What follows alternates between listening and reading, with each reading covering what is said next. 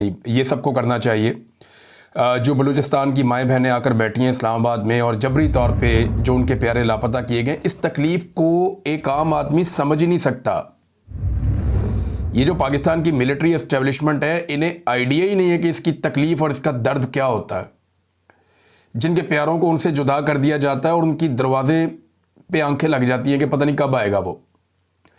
ये भी नहीं पता होता कि वो ज़िंदा है या मर गया या वो किस हाल में है, उसने खाना खाया या नहीं खाया, वो बीमार है या ठीक है।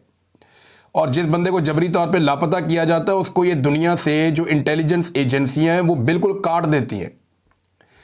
उसे कुछ पता नहीं होता कि आज दिन कौन सा है, ये रात है या सुबह है, कौन सी नमाज का वक्त है, यानी कुछ उसको दुनिया का कुछ पता नहीं होता कि बाहर किसकी हुकूमत है, क्या चल रहा है, कुछ अंदाज़ा नहीं होता।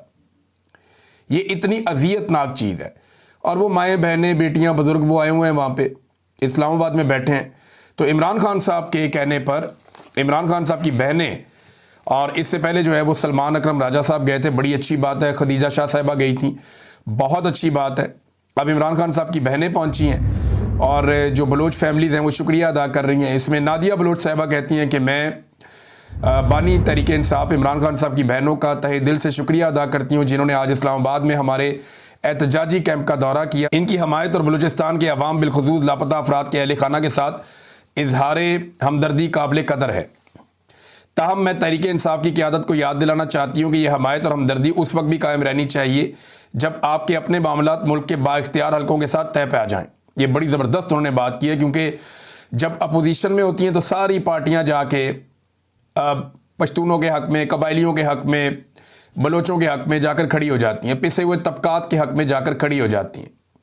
फिर उन्हें यह भी याद रहता है कि जबरी तौर पे गुमशुदगियाँ हो रही। मैं ख्वाजा आसिफ का स्टेटमेंट एक सुन रहा था परवेज़ मुशर्रफ के दौर में, और वो ये कह रहे थे, अल्लाह से डरा रहे थे कि इन्हें अल्लाह से भी डर नहीं लगता, इन्होंने अल्लाह को जवाब नहीं देना। जबरी तौर पे लापता करना कितना बड़ा गुनाह, कितना बड़ा जुर्म है। आज वही शख्स वज़ीर दिफा है और पाकिस्तान में जबरी गुमशुदगियों का सिलसिला रुक ही नहीं रहा। मैं इसी के दौर में जबरी तौर पे लापता हुआ था ना, और ये उस वक्त ज़मीन आसमान के कलाबे में ला रहे थे ख्वाजा आसिफ। अब वो ये कहती हैं कि जनाब आपकी जब बातचीत हो जाए या मामला तय हो जाए एस्टेब्लिशमेंट के साथ, तो आपको ये बात भूलनी नहीं चाहिए। उस वक्त हमें याद है कि मोहतरमा मरियम नवाज शरीफ और दीगर अपोजिशन रहनुमा जब अपोजिशन में थे तो लापता अफराद के कैंपों का दौरा किया करते थे। ये बिलावल को और मरियम को बड़ा शौक चढ़ता था कि चलेंगे जाके उधर लापता अफराद के कैंप का दौरा करेंगे, ज़रा कवरेज करवाएंगे अपनी।